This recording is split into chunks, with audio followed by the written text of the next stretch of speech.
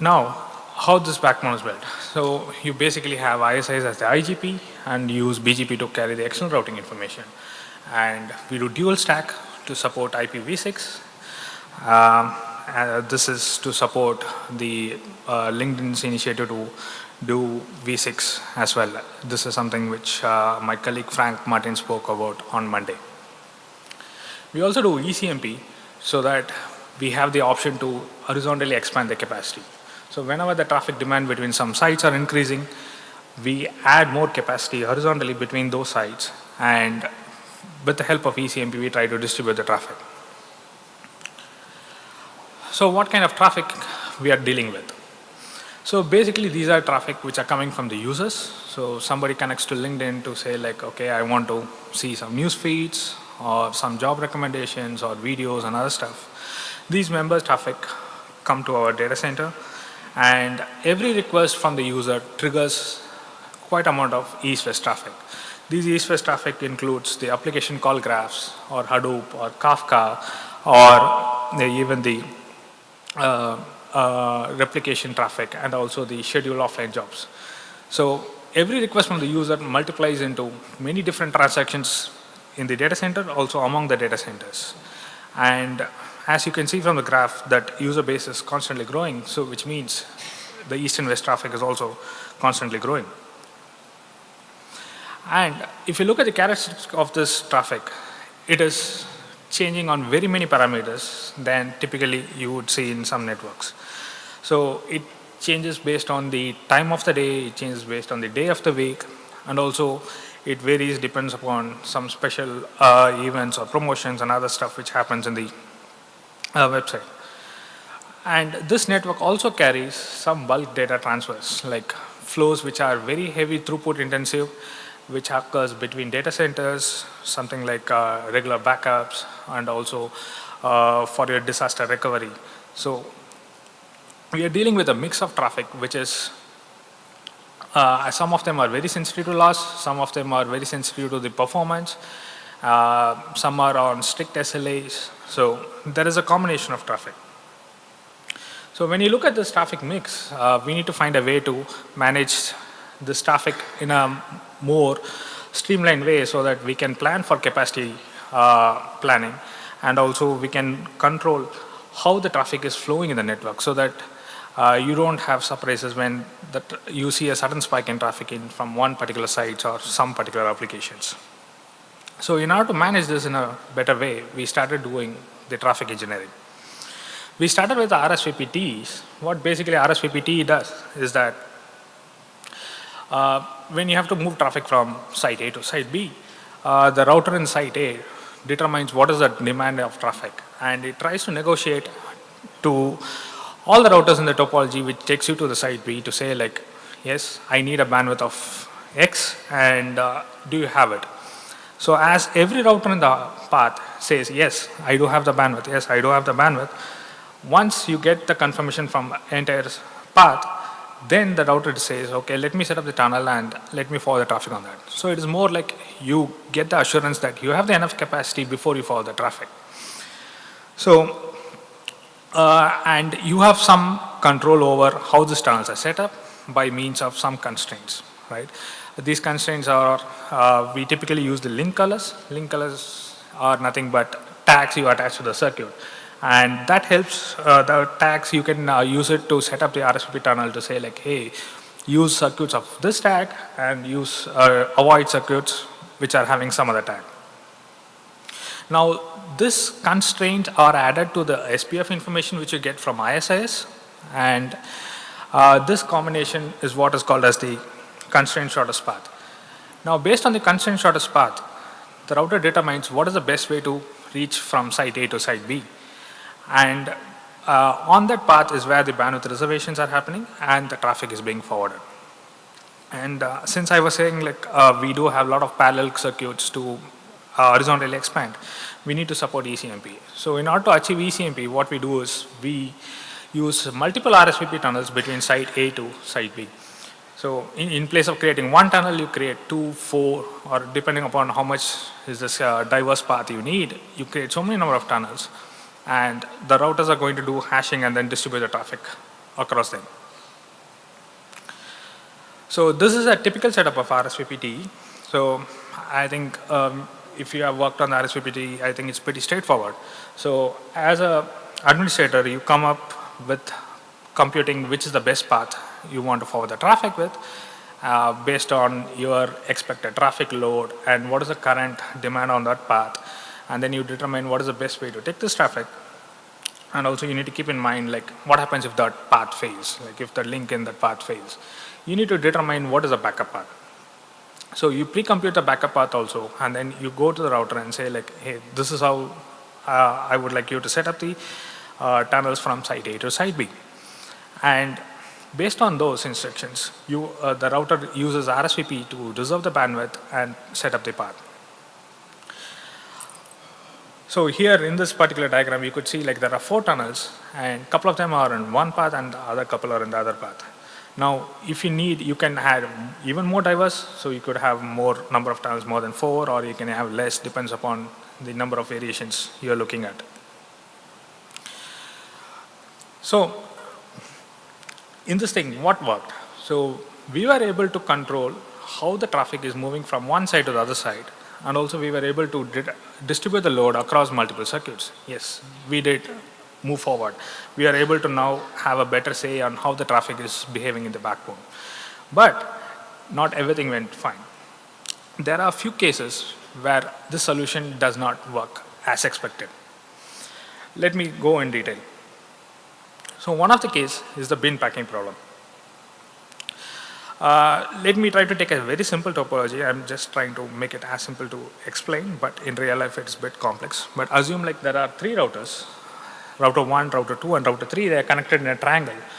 And the numbers on the circuit says like how much is the capacity which is unused. So between router 1 and 2, you have 10 GBps of capacity unused. And between the other routers, router 2, you have 5 GBps of unused capacity. Now, if you need to set up a tunnel, let's say T1, and the traffic demand is 4 Gbps, the router 1 sends a bandwidth reservation message to router 2 saying like, okay, I want to set up a tunnel, reserve 4 Gbps for me. The router 2 confirms, yes, I could reserve so much of bandwidth. Then out of this 10, you lose 4, and T1 is set up. Let's say after a period, you decide to say, I want to have more tunnels. And let's say the new tunnel needs 7 Gbps of capacity. So the router 1 goes to the CSPF and says like, okay, tell me how I can set up this tunnel. What is the best way to do it? The CSPF scans the entire topology and figures out like, oh, none of the links are of 7 Gbps capacity. So CSPF says, oh, there's no path available.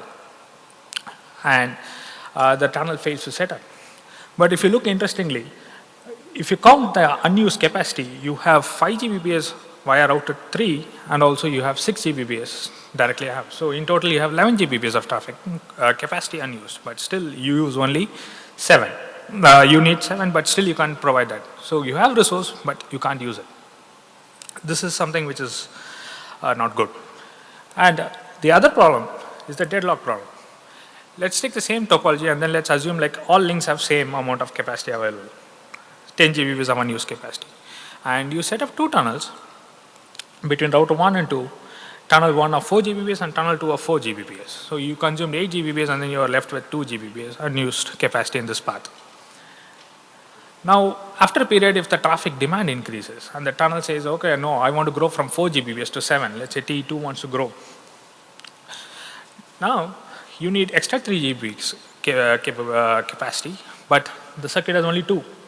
So you are in a situation where your demand is more than what is available.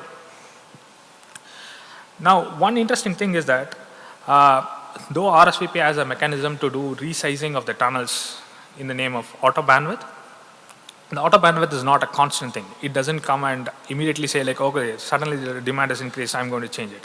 It is going to happen once in a while based on the timer. So till the next timer happens, you are not going to increase the capacity of the tunnels. So the end host believes like this is the best way to forward the traffic, and it tries to consume 7 Gbps, but it fails. And since you have packet loss, and TCP congestion control comes into play and say like, okay, let's reduce the performance, throughput. And it goes down to a level where it is optimal, and now the host is working at a lower throughput.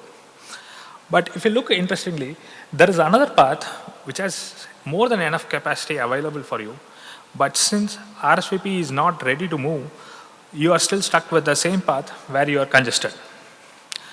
And the another interesting fact here is that like after a period, once the auto bandwidth timer expires and RSVP comes back and says, oh, let me go and check how my tunnels are behaving and what is the load and what is the capacity available, it goes and says, oh, the tunnel is not congesting the links because the host has already reduced the throughput. So the RSVP says, okay, I don't have to change any of them. I don't want to re-optimize any of the tunnels. So I'm just leaving it on the same path. So you end up in a situation where you have a persistent issue. The host is continue to suffer, but even though your network had the capacity, you couldn't use it. The next problem, operational overhead. If you look into this, to set up all these tunnels to specifically say like I want to prefer this particular traffic on this particular part of the network and which links to avoid and other stuff, you need someone to spend time to understand what is the capacity required, how much we have, how do we optimally set up, and also you need to plan for your backups and other stuff. This is quite intensive work. You need to spend quite a amount of time to understand all this data and then come out with a plan which is workable. And the other part is, this is not a one-time exercise. You need to keep redoing it for every capacity planning cycle which you do. So every time you project a new growth rate or you want to support new traffic levels, you're going to redo this exercise again and again. So you take significant amount of man hours to come up with an optimal way to manage this traffic. So these are the problems which we wanted to solve so that we can serve our application stack in a much better way. But how do we solve this? One of the things is like our backbone is fully built with Juniper devices. And Juniper has a feature called dynamic LSP, also called as the container LSP. What is container LSP? It's a feature, but it's not a protocol. So what it does is, it lets you define a config construct in the head end router. Head end router means the router from where the tunnel starts. And you go and give the guidelines to the router saying like, okay, this is the ranges, this is the threshold for you to say like, when to set up tunnels, how many tunnels you need to set up, what is the size of the tunnels. So you give the guidelines to the router and say like, okay, you determine what is the best thing to do. And once you give the guidelines, what does the router does? The router sets up individual RSVP TE tunnels based on the guidelines and tries to negotiate the path as typically as any RSVP TE tunnel does. And it distributes a load across the tunnels which are set up. So what happens to the other routers in the network? The other router just simply sees the RSVP reservation messages and then they respond to it. So the other router doesn't even know like there is something called as the container LSP or anything. The protocol wise, it's still RSVP. And because we are setting up dynamically the number of tunnels, we could additionally add more tunnels. You have the ability to diverse the path. So your ECB problem is automatically solved here. Let me go through one example where how this thing works. Let's say you want to send traffic between site A to site B. So you go to site A router and define your config construct which says, okay, minimum number of tunnels, let's say 2, and the maximum number of tunnels, let's say 8. This is only for example. It can vary as much as how much diverse path you have in a network. And also you define some thresholds on bandwidth levels to say like, oh, when do you want to kick in and add more tunnels, or when do you want to reduce or tear down some tunnels. You define all those guidelines to site A router. And the site A router says, okay, at time T0, I have 1 Gbps of capacity to be moved from site A to site B. Now, based on your guidelines, the router says, okay, let me set up 2 tunnels, 500 meg of each, and I distribute the traffic among them and forward it. So this works, right? And after a period, let's assume like the traffic level increases to 1 GB or 2 Gbps in total. Now, you have auto bandwidth, which is the inherent feature of RSVP, which says like, okay, I check once in a while and then I see like if the traffic levels are increasing and my reservation levels are not matching the traffic demand, I'm going to reinitiate the reservation process to say like, let me try to meet the demand now. So outer bandwidth says, okay, let me reserve 1 GB for each of this tunnel. So you get to a point where you have 1 GB in each of this tunnel. So 2 tunnels supporting the capacity of 2 gig. Good. But just like how outer bandwidth works on a per tunnel interface level, there is something called as the normalization interval, which works on the whole container LSP, the whole construct itself. So the container LSP comes back and just sees like, okay, how are the tunnels are performing? How much is the load on each tunnel? Is it within the threshold or is it breaching it? And at T1, let's assume like at 2 GB base of level traffic, the container says, okay, the traffic levels have increased and it has breached the threshold, so let me add more tunnels to it. So you end up setting up 4 tunnels to distribute the traffic into 500 meg each in each tunnel. And these new additional tunnels are again set up based on the CSPF recommendations at that point of time. So there could be very possibility that these new tunnels can be set up on the same path as the existing tunnels, or it could be on a diverse path into a totally new setup. And also one interesting fact you see is that now the size of each of the tunnels is reduced from 1 gig to 500 meg. So you have the ability to distribute the load on the network even more diverse parts at even more smaller sizes. So if you hit a point where you are in a congestion mode or there are some links which are running so hot, this ability gives you to break your traffic down into multiple chunks and then distribute among them, among the diverse links, and then you can still try to squeeze out additional capacity. So the same exercise happens when the traffic level goes down. Let's say at time T2, your traffic level reduces from 2 gig to 1 gig. So what happens? The router comes back and says, oh, my lower thresholds are being exceeded, and I don't have to run so many tunnels to support this demand. So it says, okay, let me tear down 2 of those tunnels and then reduce it. So what is the advantage of tearing down? Why should I tear it down when you can distribute the traffic more? So one thing which you have to be mindful about is the control plane load. The more number of tunnels you have, the more number of states you need to maintain across the topology on all the routers in the path. So, which is not a good thing to have. Because if you keep on increasing your number of tunnels, you're adding more chatty RSVP communications happening on top of that, and it ends up loading your control plane. So here we have as the traffic pattern varies, here the number of tunnels and the size of the tunnels are also varying accordingly. And also it reflects the how efficiently the different links are used. So this whole process repeats continuously on a periodic basis. So over a period, you see your network behaving as your traffic is changing. You see the traffic increases from particular sites. You see the number of tunnels and the size of the tunnels are increasing in that particular part of the network. And you see at a different point of time, some other traffic increases at different part of the network. You see a different pattern in that. So it is more like the network is tuning itself towards how much is your demand is coming. And interestingly, if you note, here we are giving a lot more capability to the router to decide how to adapt to this traffic changes. In the case of static RSVPTs, you define certain paths and the router is stuck with the path even though there is congestion or something and it doesn't have much leeway to move around. Here we are saying okay, you can break the traffic down into multiple chunks as you think it is optimal, and also you can diverse them as many as possible. So you could say if some links are totally very less used, you could have more number of tunnels running on them and compared to the other paths. So this way you could play with your traffic distribution load as well.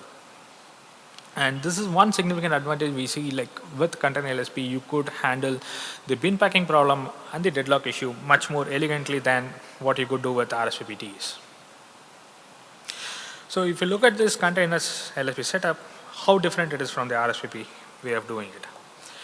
So here, all you need to do is come up with some set of thresholds and go to the head-end router and say hey, I have to give you these thresholds based on which you have to decide how many tunnels and when you want to set up and how.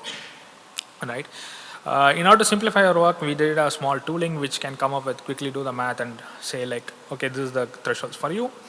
And all the administrator has to do is just review the thresholds and say like, yes, it looks fine, and then you push those configurations to the device, and the device says, okay, I have some X amount of load, and this is how I want to forward the traffic into so many tunnels. It decides the path, and based on CSPF, you choose how many diverse paths you choose. So how does these two things compare? So in RSPT, the complexity was mostly handled manually, where the administrator goes through all these computations on paper or on manually and figures out what is the best way to forward the traffic. And he also plans for failures and what if scenarios, right? And the router has been told exactly what to be done, and the router just negotiates the path and says, okay, this is how I want to set up the tunnel, and I'm going to forward the traffic based on those recommendations. And if you look at the container LSP, most of this complexity is offloaded to the router. So you go to the router and say like, hey, this is the guidelines, this is how I want you to decide how to set up the tunnels. And once you tell it once, the router is going to keep doing this process on its own pretty independently, rather than having someone to look into it closer. And with a little bit of tooling, you could automate the whole process in such a way that you have very minimal manual interventions required. So when you talk about the tooling, it is important to get the parameter calculations correct. You need to figure out your thresholds right, so that you can tune to your traffic load. So you need a little bit of understanding of how your traffic patterns are, and at what point you want to decide to add tunnels, remove tunnels, and change the size of them. So what we do is like, we look at the history data of traffic between site A to site B, and say like, okay, this is how the traffic pattern has been varying, and these are the highs and lows, and these are the frequency of changes, and then we figure out, okay, what is the best way to handle this load. And we come up with some maths to say like, okay, this is how you do the low end thresholds and high end thresholds, and how many number of tunnels you can manage with. And once you come up with that, you configure the devices, and then it can run on its own. But just to note, like, this is not a one-time activity. You need to keep refining this over a period as and when you do this capacity planning cycle, because as the traffic volume keeps growing, you need to keep fine-tuning yourself so that you can support the new demand. So what are the benefits? What do you see? Like, so if you look into it, RSVP case, though we had some abilities in RSVP to diverse the paths and other stuff, we were pretty much constrained in using some of the links, or there are some corner cases where you cannot leverage them, even though you try to influence the CSPF by manipulating your link colors, or you try to change the IGP metric. You can't use them beyond a point, right? Because CSPF says, okay, these are longer IGP cost, or these are not the best way, these are not the optimal way to set up the tunnel, so it sets up less number of tunnels on this path. Now, with the help of container LSPs, what we are able to do is, like, at the peak load, the container LSP tries to distribute the traffic as much as possible. It tries to figure out all the possible paths to send the traffic.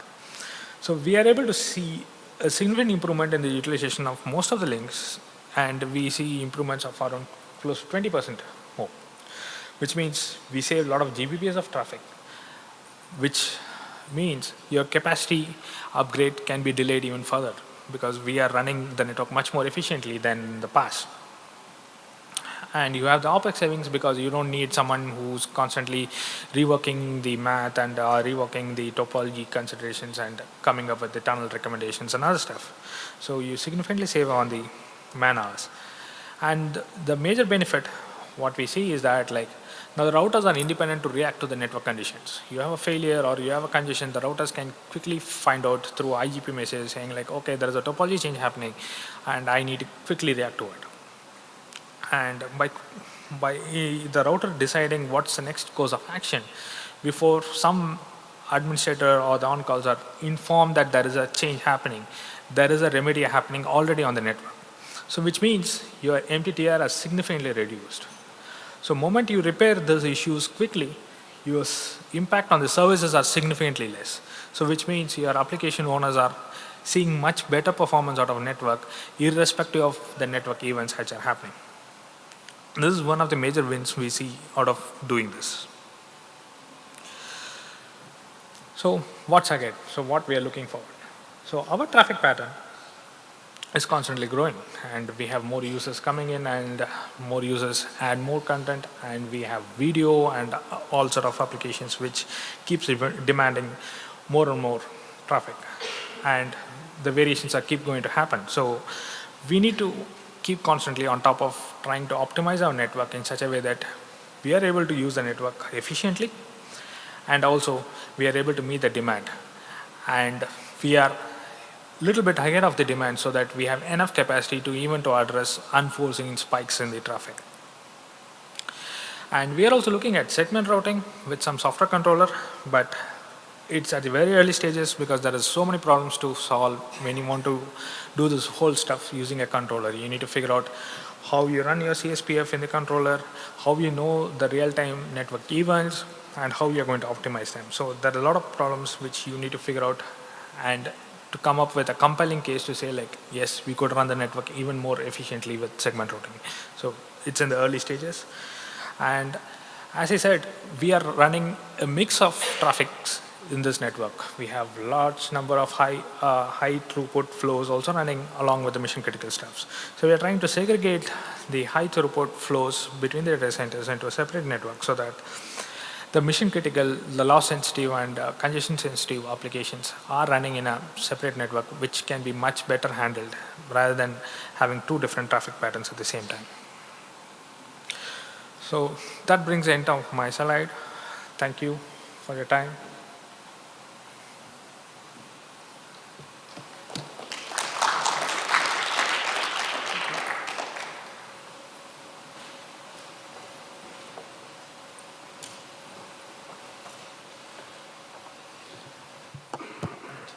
Next up's Matt from Facebook.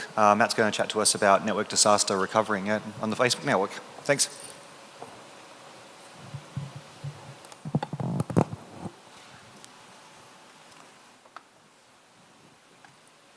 Well, I'm Matt. I do edge strategy for Facebook in Asia Pacific, and I think we're still waiting for the slides.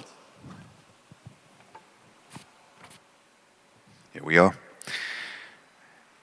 So, when you think Facebook, most people probably think about that blue app you have on your phones, but it's obviously grown to be a lot more than that over the years. So, this is Facebook, it's Instagram, it's Messenger, it's WhatsApp, that all runs on the same platform.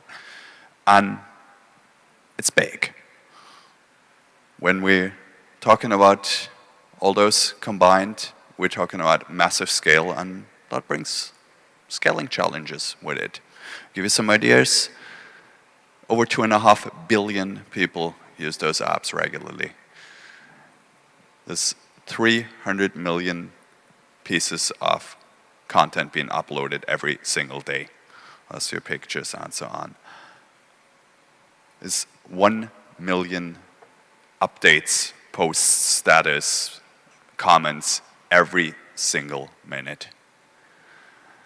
And all of that scale obviously brings some responsibilities with it. People expect this to work.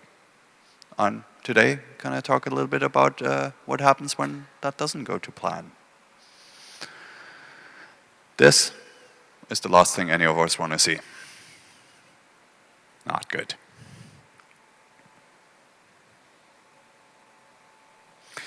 This is an idea of what latency looks like when a POP in a country fails. You see the nice lines at the bottom there on the left, that's how it should look, and then things go up pretty significantly when that was down. That's obviously not what we want to see, and that has a real impact in how people use the platform, how people can use the platform. This shows the effect of a single POP failure on usage. That's visible globally, and a big part of what we do is to prevent graphs looking like that. And going a little bit into history here. Back in 2012, there was a big hurricane on the US East Coast. Hurricanes there are not exactly rare, but this one was pretty strong. and it went through a region where there's a lot of data centers in the Ashburn, Virginia area, and had quite some significant effects on content, on data being hosted there. That really made us think about how we're prepared for this kind of thing. In the particular case, it actually did not affect our data center, but it made us really consider what would have happened if it had. We have a lot of data centers. 2 of those happen to be pretty close to the path of that hurricane, and that really made us consider what would have happened. Now, those are huge facilities. We're talking literally about hundreds of terabits of traffic.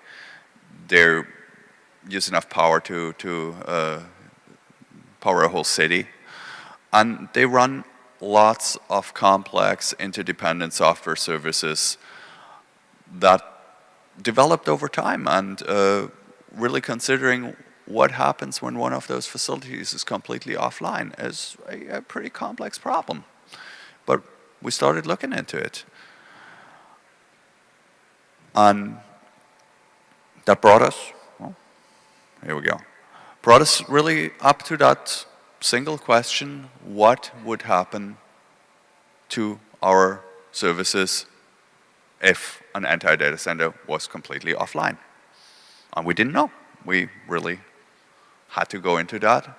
And we spent a good amount of effort. We created a whole project we called Storm to really go to the bottom of that and find out what would happen and how we can make sure it doesn't affect the people using the platform.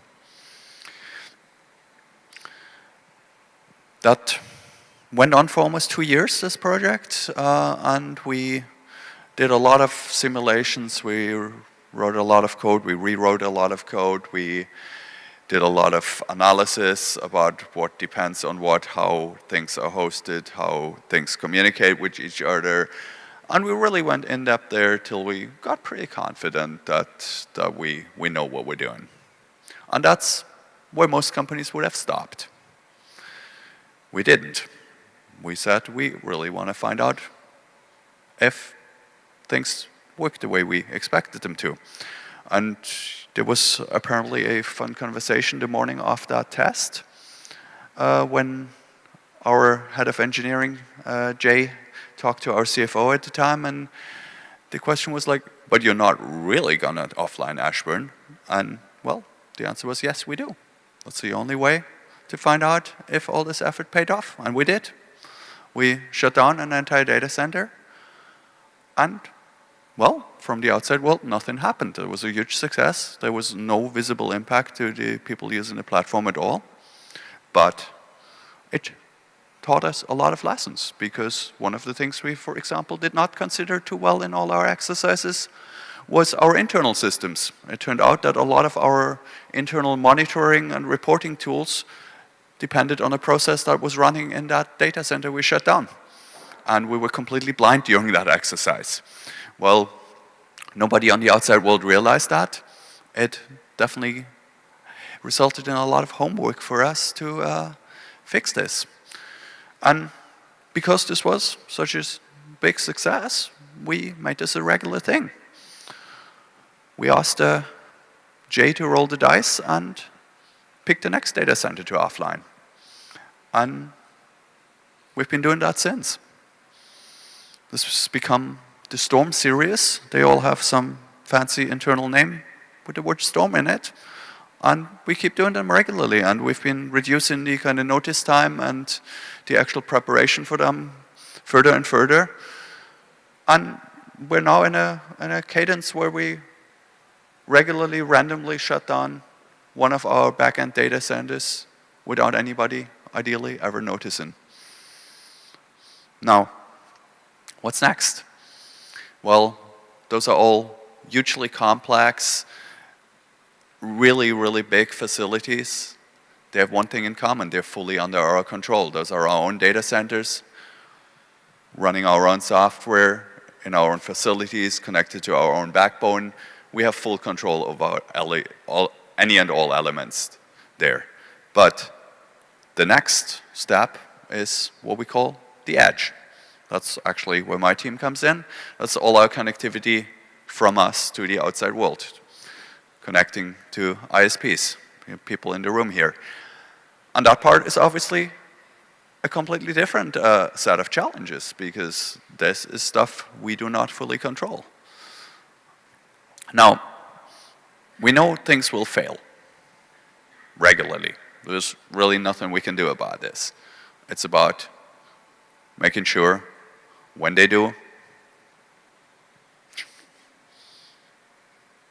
we minimize the impact.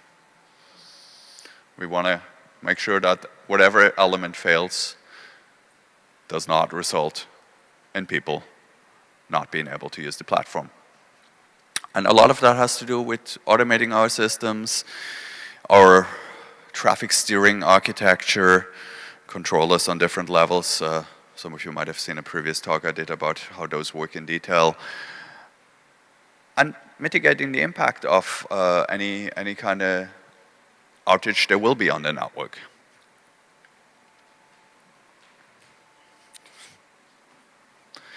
So it's really about being able to steer traffic around failure conditions to the best extent possible. That won't ever be 100%, but we're trying to aim to be as close as possible, working together with the network operators, many of you here in the room. So what we're currently doing on this space. We started working with a lot of the ISP, our partners here, to test this, to look at how we plan for traffic being routed, alternate paths, different redundant links, caches, and so on.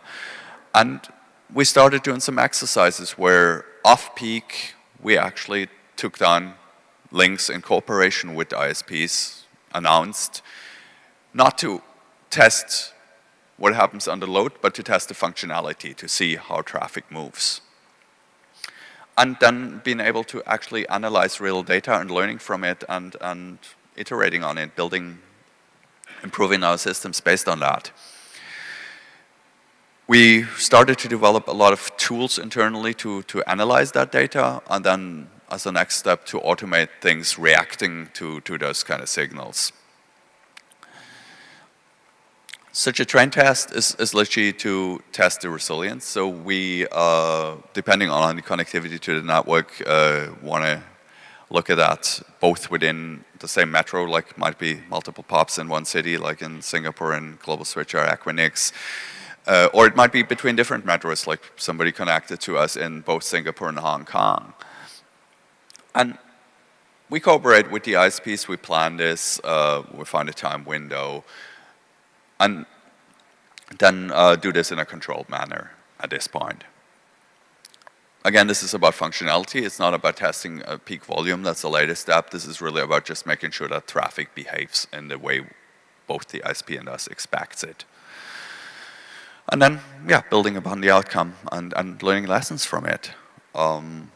We've seen quite a few improvements being based on those tests already. So a lot of our internal tools did not do things perfectly or the way we expected. So we've done a lot of work on improving our actual automation around that and fixing issues on our tools, but also unearthing problems inside providers' networks where those tests show where things don't actually behave as they should, where paths are not the way people expect it, or traffic gets black holed over a certain path which you only see once it actually takes that path. Also a lot to do with like prefix announcements in network operators, networks that weren't optimal or bad redistribution inside their network, resulting in stuff not behaving like they expected. So this really helps to fix both sides of the equation. And that helped us fix a lot of those issues as an outcome of the tests. Now, what's next? We want to work with more operators here to test this, to schedule this, find out how things behave, and build better resilience based on that. We're obviously going to continue with our own internal efforts to improve our side of this, but we also want to make sure that we can help ISPs to better understand their network and how it behaves under failure conditions. As a next step, we also want to extend that exercise to be on caches. At the moment, we don't do that yet, and also test whole POPs. That's obviously a somewhat bigger challenge. At some point, we might consider actually doing this as peak. That's not a thing yet, and I'm not sure it will be, but it is something we've been considering. And we will want to work with you, the network providers in the room, to kind of optimize this to ensure that both ours and your networks are as resilient as possible. Now, just quickly give you an overview about the way traffic gets served from the Facebook network and the ways we can build resiliency there. So there's essentially 4 methods traffic can be served to you. You can draw the line slightly differently if you want to define this. And we want to design things in a way that any component can fail, ideally. That won't always be possible, but to the extent we can. And that is without any impact to the user.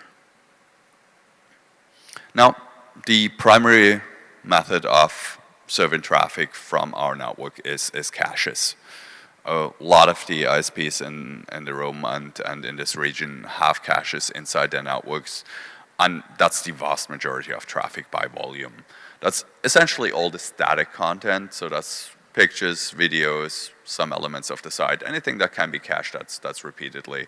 And those caches offload the vast majority of the traffic. That's elements that get requested multiple times. And they can handle big peak loads because they tend to be popular content. And we want to work with you to build those inside your network in a resilient way where multiple caches can back each other up, where it works scaling-wise. Different cities can back each other up, or multiple POPs in your network can back each other up. So we want to work with you to design a topology that fits your network. If you're interested in a cache, fna@fb.com is the email address to go there.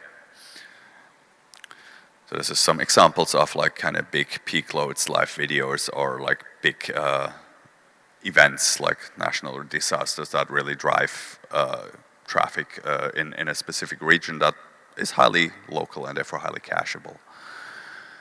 The second method to connect to us is peering. This is obviously for most network operators the kind of most common thing they're familiar with. We're on a lot of IXs around the world. We're happy to peer there. If your traffic qualifies, we're happy to do private network interconnects. We do require you to have a peering DB entry to peer with us, something I kind of quickly mentioned yesterday. This is really an effort we support to make sure that there is sufficient documentation to actually help everybody in the ecosystem and get people to connect to each other. The third method is peering in multiple places. That means, again, for somebody in India to connect to our POPs in both Chennai and Mumbai, for example, or somebody in the Philippines connecting to Singapore and Hong Kong. So basically going one level further, protecting against outages that affect potentially a whole POP, our POP or your POP in the city, a major submarine system connecting there, or just overflow for multiple failure scenarios. The way we design this, we expect you to have consistent announcements around the location so we can actually have full failover. That's, again, in some of the tests, that was definitely one of the things we unearthed where that didn't work as well as it should have. And the mapping is essentially latency driven.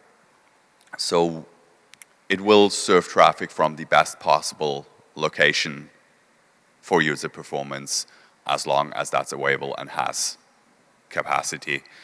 and will overflow to the second best, third best, and so on if it has to. And the last resort is transit. That has hugely declined in importance over the last couple of years.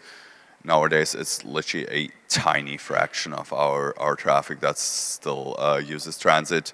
That's primarily to cater for, as a last resort. So if there is an outage on multiple links, if there is a problem where a capacity upgrade took too long and we end up running out of capacity, when there is issues that affect multiple cities. So it's a last resort, it's useful for that, but under normal circumstances, it's hardly ever used anymore. We work with transit providers to try to optimize where we serve traffic from, but obviously there's an indirection here. There's less control over the traffic, less visibility of the path once that comes into play. So that's definitely not something preferred, but it's good to have as a safety net. So to sum it all up, we want to build the best possible resilience with your network. And we want to work with you to achieve that in a way that helps both sides. And we are serious about actually testing that functionality and learning from our mistakes. If you have any more questions about that, please talk to one of us or stand up and ask right now. Thank you.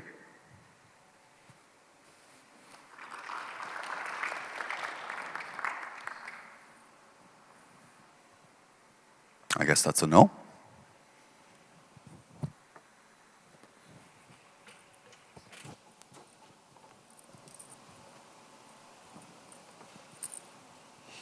Thank you. Our last one for the afternoon is Masih from Cloudflare. Going to be talking about technical debt from an Anycast perspective. Welcome. Thanks. Sorry. Thanks.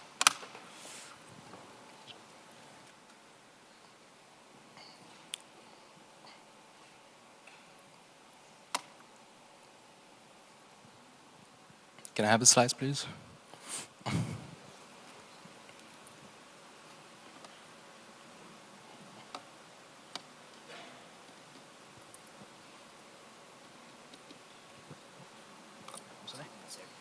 Yeah, it's all right.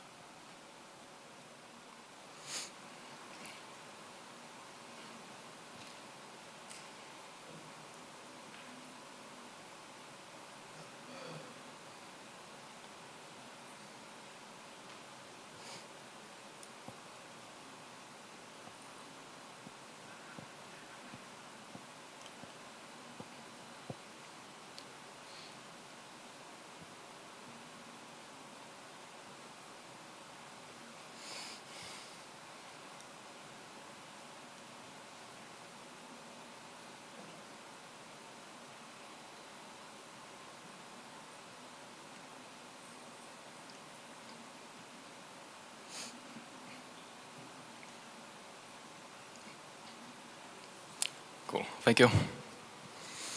Yeah, I'm Mitch, I'm from Cloudflare, and I'm going to tell you a story today about technical debt in the context of a large Anycast network.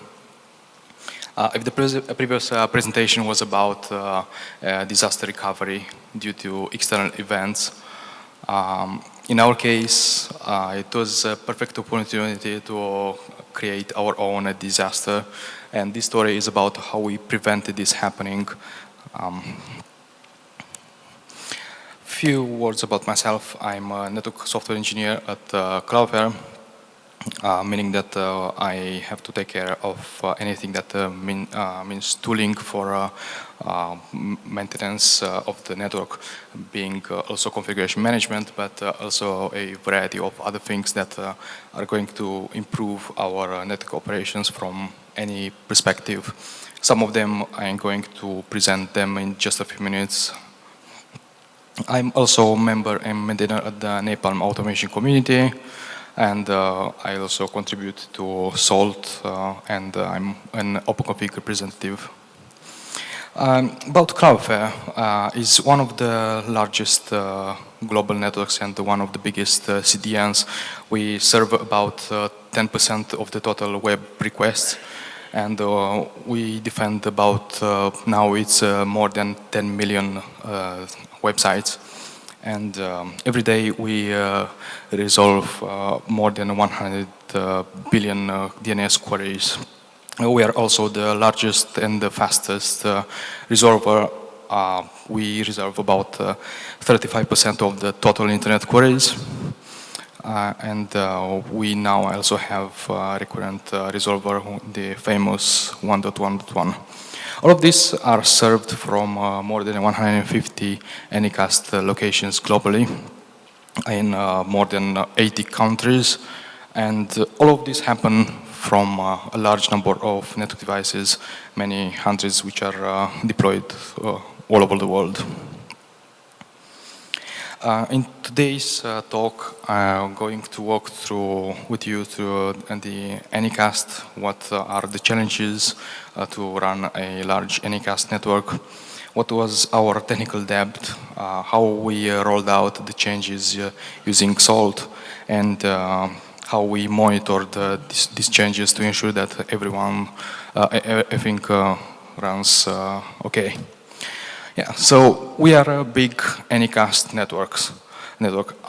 This comes with a lot of advantages, gives us a degree of flexibility, but also is a royal pill sometimes. What it means is literally we just announce the same set of prefixes from everywhere. In every single location, we announce the same prefixes, both IPv4 and IPv6. But announcing the same prefixes everywhere doesn't mean only the prefixes themselves, but also with all their characteristics. One of them being the AS path. We announce about 250 IPv4 prefixes and 15 IPv6 prefixes from more than 150, 160, and soon 180 locations globally. One of the properties of the routes we announce is the prepends. Actually, we used to do so. This was a historical thing that kept propagated along the time due to some historical reasons we had back in time a few years ago. We are an 8-year-old company, so like any pretty old company that has been around for a few years, we have some technical debt. One of this being that we had on all our routes a number of prepends. Our own AS number 13335 has been was prepended a few times. In this case, 3 times, but most of the time, historically, along the time has been only 1. Why did we have this prepend? Is because at the beginning, when we were a very small network, we had a very small number of tier 1 trans providers. Also, we used these prepends to steer traffic through a very specific location. For example, if you want to serve users from Japan, you probably want to serve them from our Tokyo data center and not from Los Angeles or something that is very far away and might add additional delay unnecessary. Also, along the time we have normalized these prepends, so we didn't have different prepends per region or per location, and we ended up with the same number of prepends everywhere. So obviously we've been exposed to hijacks having a number of prepends. This is how BGP works. The 4th criteria in the BGP selection algorithm is the AS path. So if someone is going to announce the same prefix with a shorter AS path, so without your own AS number, is obviously going to be accepted.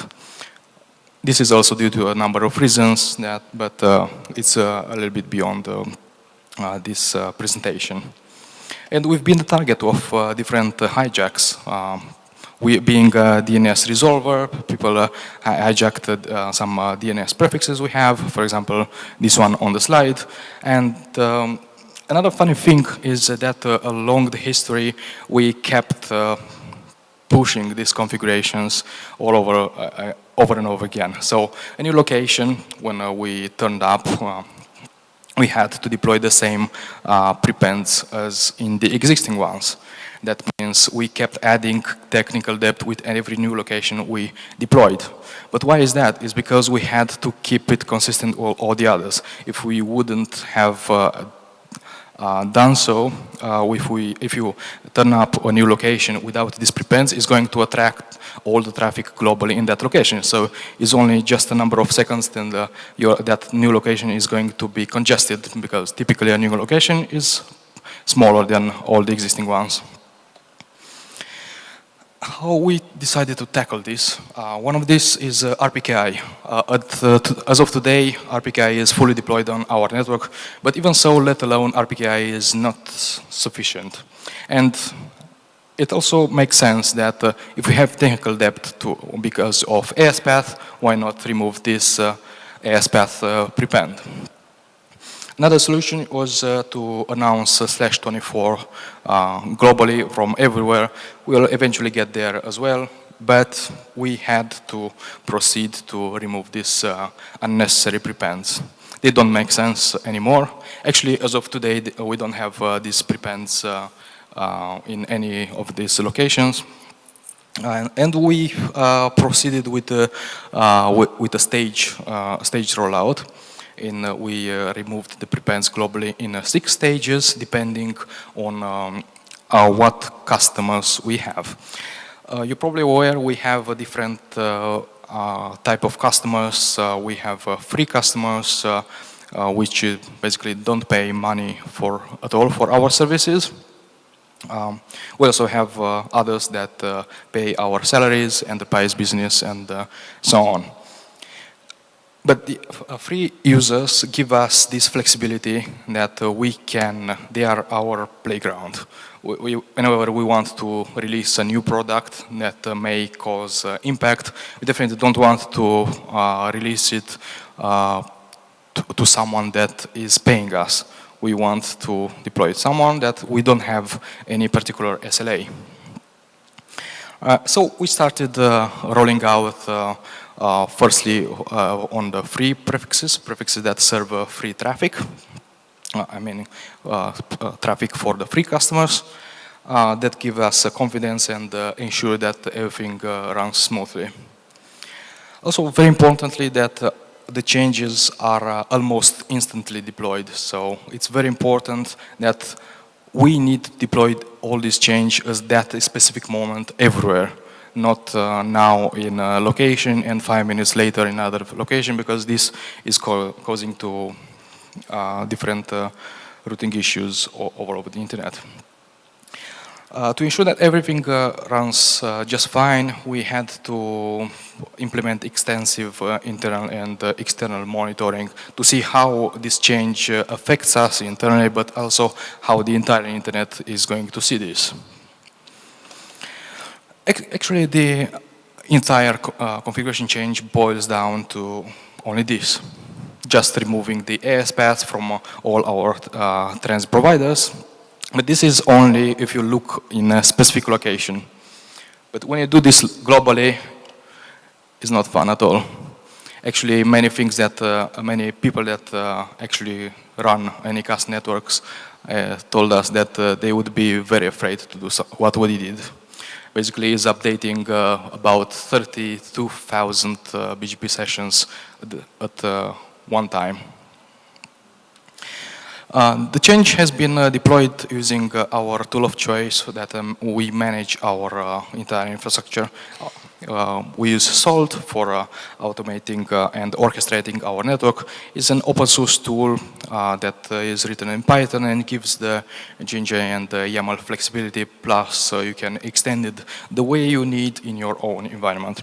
Is highly scalable. There are many successful stories of people that have been automating tens of thousands or hundreds of thousands of devices using Salt. So there's no question about scalability. Is basically fast, is vendor neutral, and through the capabilities of a third-party library named Napalm, It abstracts away all your operations, and from the user perspective, it makes no difference for you if you run against a Juniper device or Arista or Cisco and so on.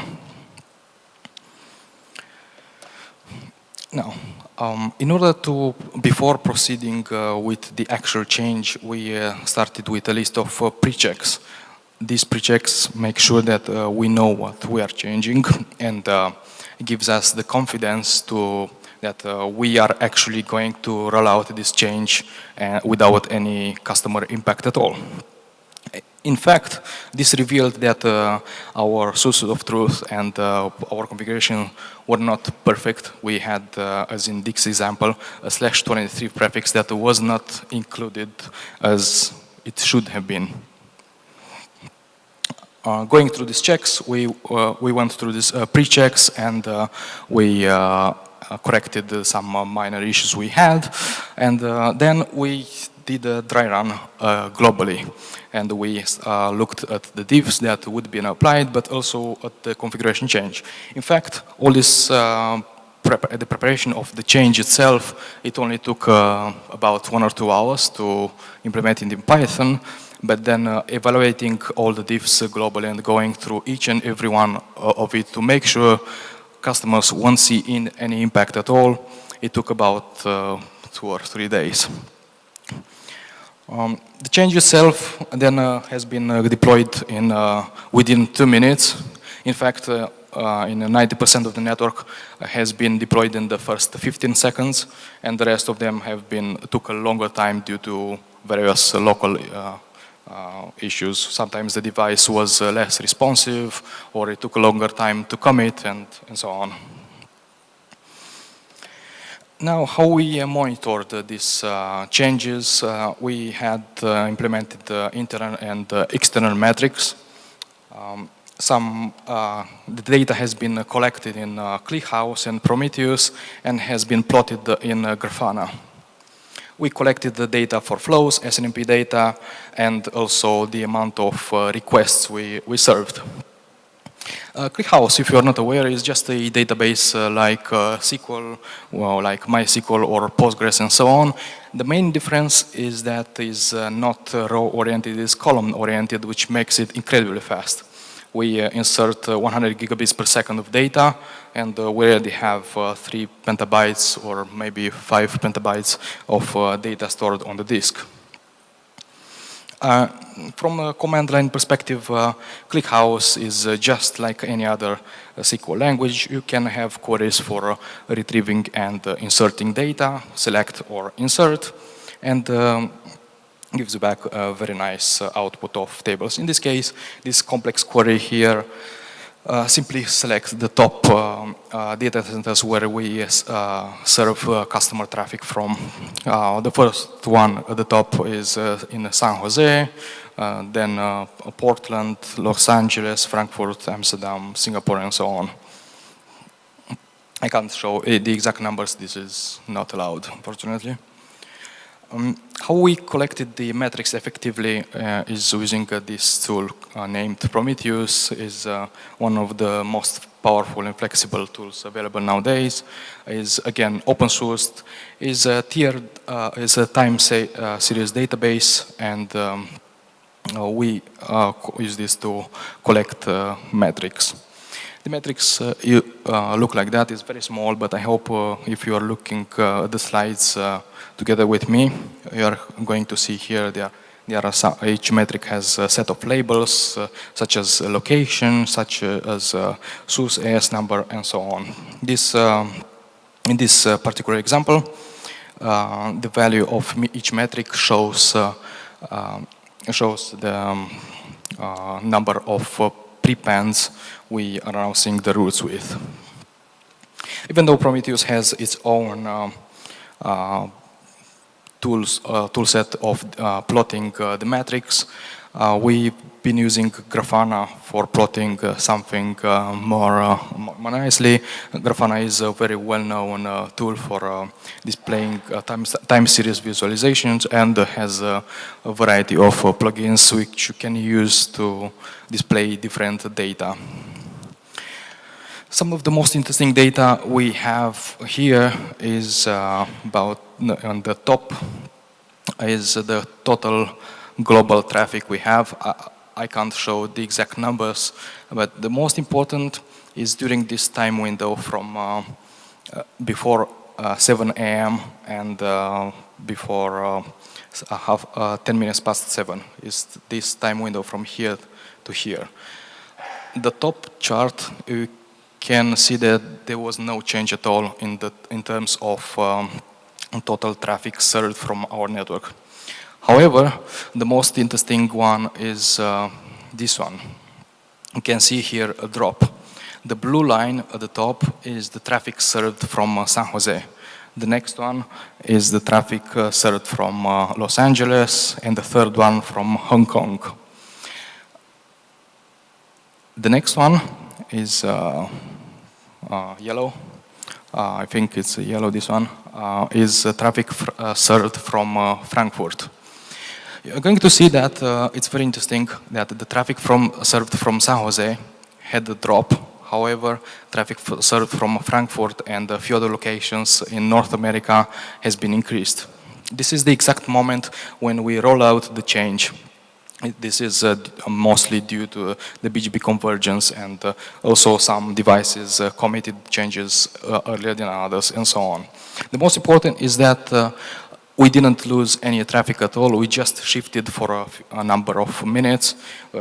Traffic has been shifted from one location to the others, but it got back to normal a few minutes later.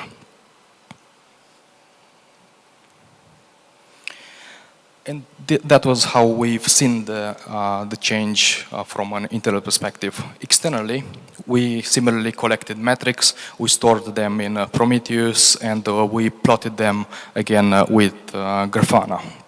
What metrics we collected was using RIPE Atlas probes and looking glasses from different providers.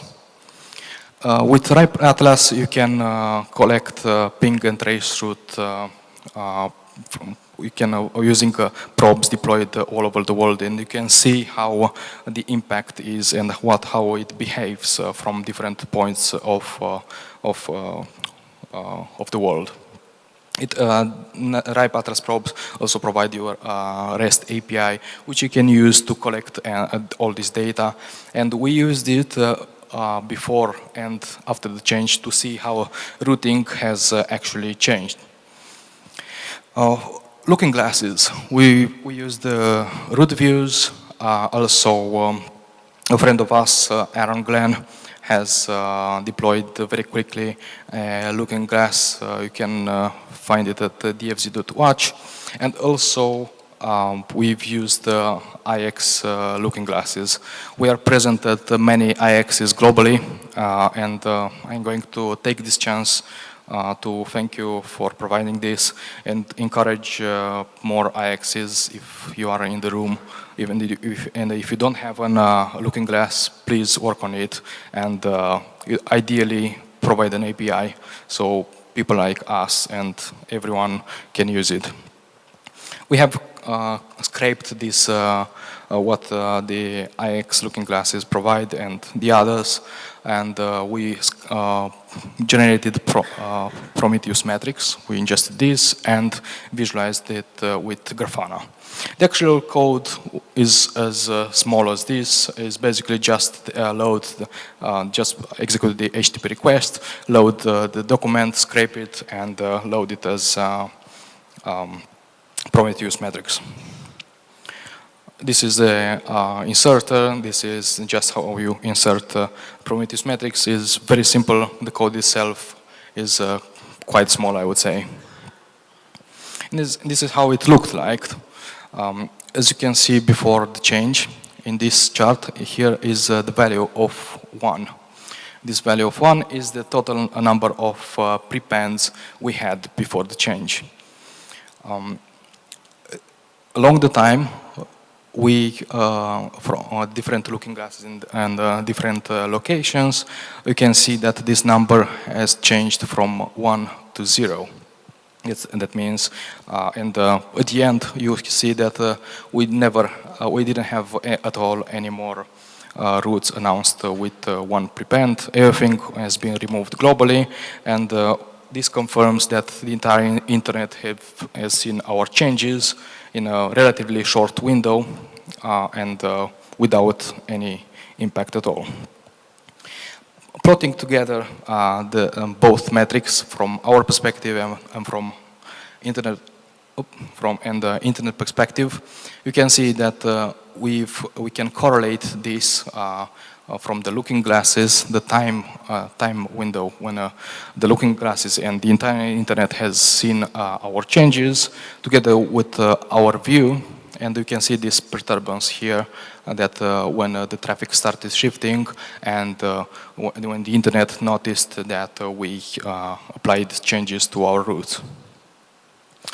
Yeah, and here's the question. Did it not really cause any issues?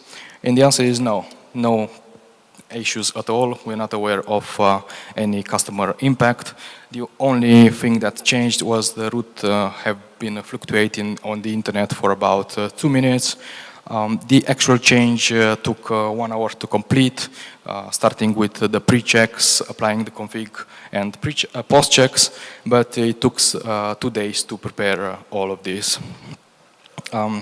We instantly detected and resolved minor issues, and all of this, actually none of this would be happen without open source tooling and support from the network community.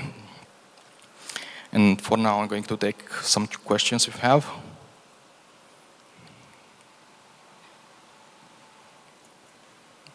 Okay.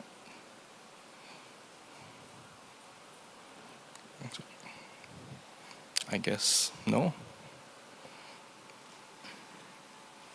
Thank you.